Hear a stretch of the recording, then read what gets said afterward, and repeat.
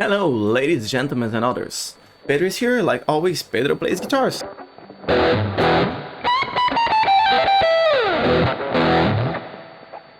So picture you are in the 20s or the 30s, no, 20s and 10s, and you have your acoustic guitar and you need to please a crowd of fans looking desperate for listening to your song. How do you do that? You don't. And this is what the video is about today. The born and raise of the electric guitars, because with the acoustic, the things just won't work, you know? So the way that I started this video, like, it's completely true. The born and raise of the electric guitars came out of the necessity. The shows are starting to get bigger and louder, and the crowds louder too. And we need to give like a voice to the guitars. And by the time in the early 10s, like, there was none alternative for you playing for large crowds. So this necessity brought many guitar builders and other brands that are not like a guitar builders like you're gonna see in the future to try to spice the things a little bit and put like a little bit more of gain, a little bit more of sound in the guitars. So in the 20s, the date precisely that I got here is 27, but this is like the official one. We started having like this acoustic resonators like this one, the beautiful one that you can see here. Never played in one, but the idea was like this metal, I don't know, this metal timbal or tambourine that you see in the middle was meant to make the strings resonate like louder and please more people can listen to you. That's kind of the idea. It helps, but it was far away from what we needed. So around 1910s, they started like doing researches how they could make it. They tried with telephone systems and banjos and violins, and it was kind of working. We got some successful attempts on the 20s with the first carbon microphones under the bridge, but it was far away from what we should have. And then in the 30s, the Lloyd Lohr, ex-Gibson employee, with his own company called Viviton, make this little beautiful here. And this was the first commercial electric acoustic guitar that we got. As you can see, they got like those carbon micro pickups under the bridge, but we still got like a great withdrawal of this kind of guitar. Is that the feedback. Once that you put like a guitar like this next to a speaker and you electrically amplify it, the resonance of the speaker goes into the body of the guitar and starts to resonate it back. So we got like those annoying feedback, like those bing, you know. So it was the beginning of the solution, but not the full solution. So not that far later, in the next year, in 31, a company that you may know until nowadays for its bass and guitars in the 60s called Rickenbacker was producing lap steel guitars. And this model that you can see here, A22, is a lap steel guitar made for Hawaiian music, and it was like one of the first successfully attempts of making like an electric guitar. But this model was almost exclusive for Hawaiian music. You couldn't hold like a guitar that you hold nowadays, and because it's odd format and everything, the model was known as frying pan. Because like if you look for this, just look at it. But the idea was good. So in the next year, they tried to implement this to an acoustic guitar, and they made this Rickenbacker Spanish guitar in the 32s that was hollow too, but it already got the format of like a regular jazz guitar that you can see even nowadays. In 35, they tried to go further in this idea, but they didn't got that much. They made like a more hybrid between the Spanish and the frying pan, and they made this called electro string. But to those days, something was not quite right with these guitars. They were only made by Rickenbacker on demand. You couldn't find this on the stores and everything.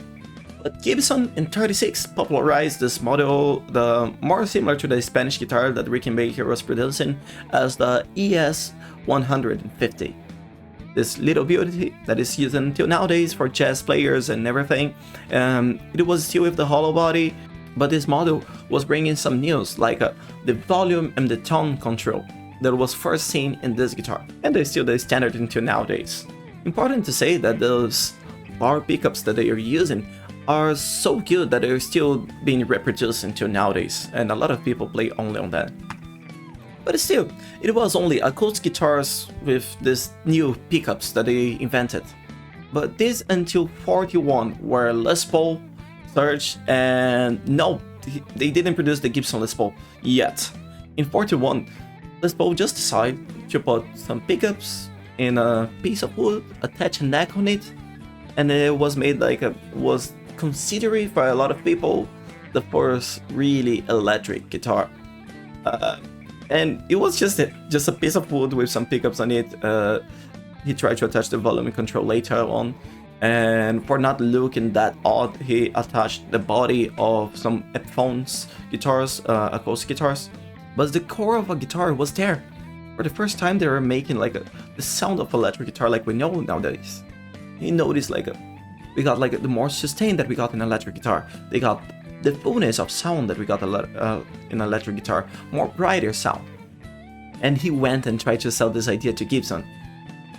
And he got a brilliant no, because by the time Gibson was like doing pretty well with this electroacoustic stuff, and they thought that it was like only idea they want to die fast. But well, as you know about the history, they changed idea later on.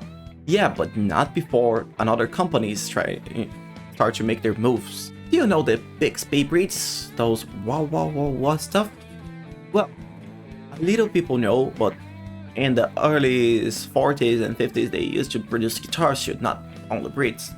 They consider first guitar in the standards of nowadays was produced by them, but it was not quite commercial. They were made on demand, and they were made for country players. As you can see in this beautiful picture, this is the Bixby Travis guitar, made for the great musician of country, Merle Travis. And we got like a polemic because, as you can see, this headstock's pretty similar to the Fender ones, the Fender that they use nowadays. And maybe this was the inspiration for the next guitar that you're gonna see in this list. And then seeing all this mess that was the electric guitars, not that long later, in 48, Fender introduced this great model called the Fender Broadcaster?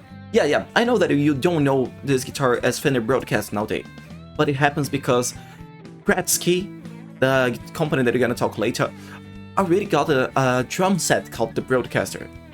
And for a short while, this guitar got like been sold with no name, but not that long ago in the 50s, they came with the home televisions being like more and more popular. They decided to call it the Telecaster, as you can see. And they also produced a model with one pickup called Fender Squire. No, I know what you're thinking. It's not the cheap Squires that we got. It's even right differently. So between 48 and 50, Fender produced the first sales success electric guitar. That was the Broadcaster, then a No-Caster without a name, and then the Telecaster. Gibson saw all this movement forward with the electric guitars and decided to give one more chance to Les Paul. And they together developed what we call the Gibson Les Paul. And the first Les Paul of all times came with this beautiful gold top, and it comes with this fat single coils to make less hum, or that are really similar to the P90s that we got nowadays. And they used to have this fixed bridge, and through the 50s they got a lot of upgrades, and between the 58 and 60 we got the Les Paul Standard. That is basically the Les Paul the way that we know nowadays, with the PIF pickups, the humbuckers that were joined two single coils to get rid of the hum, the two pneumatic bridge that it was allowing adjustments to make the better intonation, and even the color of the sunburst that we got, the cherry sunburst, this was sold until nowadays. It all came between this 52 and 58-60. And even Gretzky. Remember Gretzky, the company of the drums that got the Broadcaster name? Well, even then decided to get their takes on the Les Paul and release in 53 Gretzky Dual Jet. Remember when I say that Gibson just got the two pneumatic bridges and between 58 and 60? Well, Gretzky got a really similar system in 53, so way before.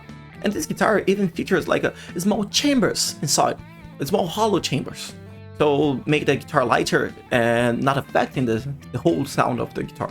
Gretzky, but by its time already had like a partnership with Bixby, installing those Bixby tremolo bridges too.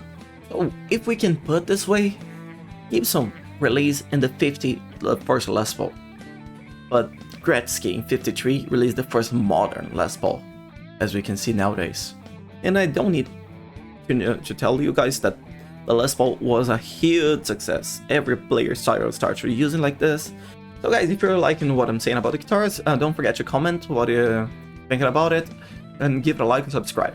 And Fender was seeing it all, and then they decided it was a time to make an upgrade on the Telecaster. They rethink the design and made as comfortable as possible. They see the Bixby tremolo system and try to make their own. They even decided to add a new voice to the pickups, but 3 pickups in this time. And with all this combination, we got the Fender Stratocaster in 1954. Important to say that the first Stratocaster is almost like it is nowadays, but they got like one big difference. The pickup switch, it was just a 3-way pickup switch. You couldn't use the pickups together. But many players noticed that if you put like exactly in the point between the pickups, you can have the sound of both at the same time. And 2-3 years late, Fender decided to put a 5-way switch, and this is the Fender Stratocaster that we know nowadays. I got one here. It's not quite the vintage model, but it can show like how it is. Here is it. So despite this humbucker on the bridge is all here. You got the classic red stocks in the 60s. They might have copied from Bixby. We got the tremolo sister with the springs in the back.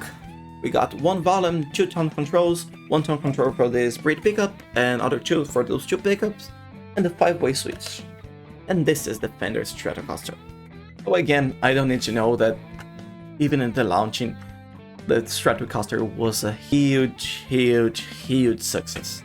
And then we received new models from Fender and Gibson in '58. '58 we got plenty of news. First we got the ES335 on the Gibson side. The ES335 was featuring something really similar what Les Paul did by himself that days. 335 was basically a piece of solid wood in the middle with hollow sides, just like Les Paul did, but with the tone and volume controls of a Les Paul. And it wasn't the only model of the Gibson that got these standards, but it was the first one. And you didn't have the problem with the feedbacks because you got the centerpiece of wood where the pickups were touched. We got a more balanced sound with quiet middles. And by the time, this guitar was considered the most versatile guitar that Gibson has ever made. And in the same year, the Fender released the Jazzmaster. As you can hear for the name, the Jazzmaster was targeting the jazz players, but the jazz players were quite happy with the hollow bodies guitars that Gibson started in the 30s. But luckily for Fender, there was a new kind of genre that was raising called surf rock that they completely loved these guitars. And this guitar was featuring like those big fat single coils that was brighter than the P90 that Gibson has already released. It got the tremolo system, and even some of them got like a custom pickups configuration. But the big distinct of this age was the rosewood neck that Fender has never released a model with this, and the offset body that in theory make the guitar player more comfortable. And this model was so success that later on in '62, Fender released another model with basically the same body spec called the Jaguar with the good old single coils. So this new model in '62 having like an even shorter scale than the Gibson Les Paul, having 22 inches, making the bends and playability way easier.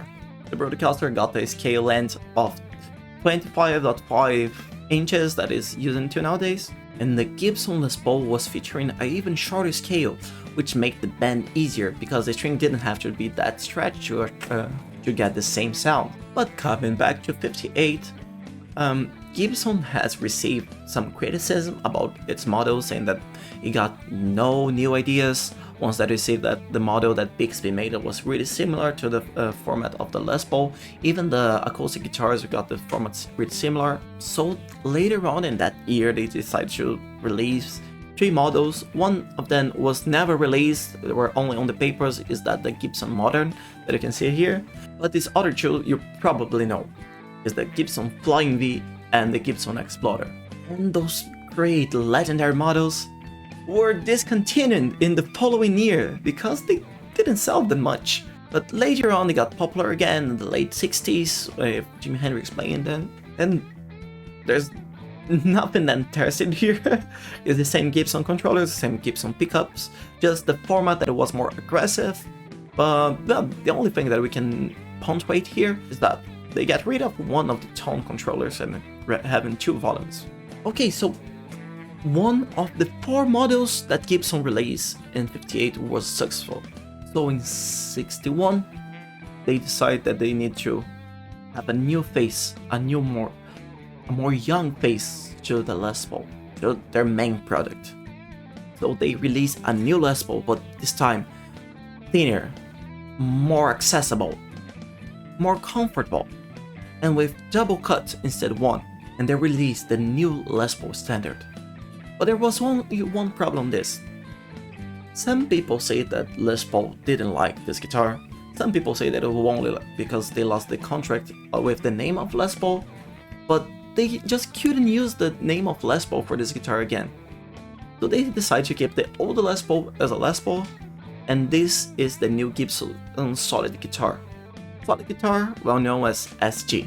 And I personally love an SG. I don't have an SG anymore, I left mine in Brazil, but I dare to say that the SG is the most comfortable Epiphone/Gibson guitar that I've ever played. And the lack of body compared to a Les Paul make the sound brighter and the guitar lighter, and the access to the high frets are amazing. And here I think we can close like the old classic models of the most important brands by the time. And we still got like smaller models releasing and some alterations of this model between the 60s and the 70s. But I think the market of the guitars were just being revived again, like with innovations, by the late 70s, beginning of the 80s with the Super Strats. But what are Super Strats? So, you know, the Stratocaster that we were released back there in '54? Well, it happens that it was a really upgradable guitars. You can choose like basically anything in that shit. But with the rise of the metal in the late 70s and beginnings of the 80s, some of these upgrades start to get in like a, how can I say, almost a standard for the new brands that were around. And it started with the modes that Van Halen made in your EV8 Strat guitar that was well known as Frank Strat. He put like a humbucker on the bridge. He didn't know how to make the other pickups work, had the tone control one, and then he got the Frank Strat that was really popular. And this idea raised a lot of other brands. I can quote the most famous one, Ibanez, to release their own models, their own takes of the Strats with the humbuckers and more advanced configurations called Super Strats.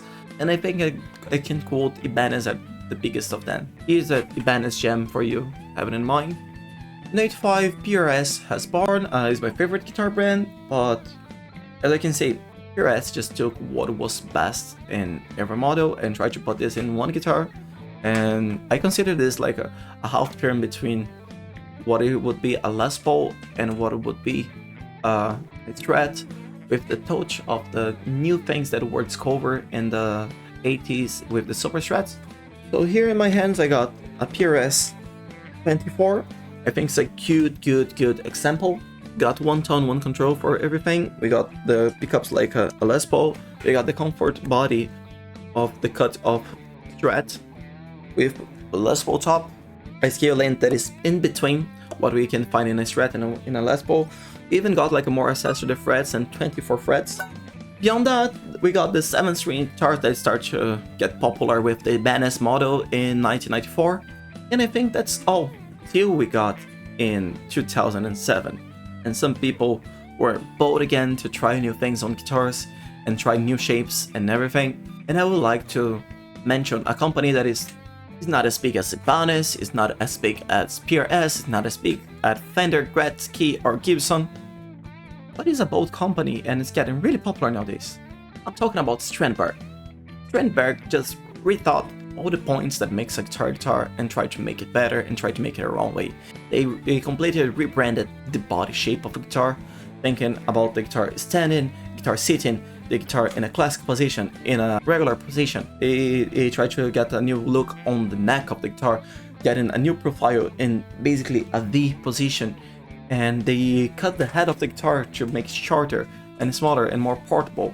And the result that you can see is like this, what I consider an ugly guitar, this abomination, but it is the peak of playability. So in my vision, this was the most important things that ever happened in the guitar world since the born of the electric guitars, this like the electric guitar evolution, if I can call it this way. Yeah, and I know that I didn't mention a lot of companies like LTD, Charvel, and loads of others one that make like their own guitars, maybe some different models of guitars. But I think I covered like the main points and the main models of guitars. And if you think that there's a model that I didn't mention here, a really good model that you like, or a model that touched you, because I don't know if I should include or not the PRS here, but for me it's really important. So if there's something that is really important to you, don't forget to mention in the comments. I always be up to read it and evaluate your points and give my take on this maybe. And if you like the content, let me know, hit the like, tell me in the comments that you like. If you didn't, tell me why. We are human beings, we're here to dialogue and get to a common point. But for today, that's all. Have a great day, and kisses and goodbye.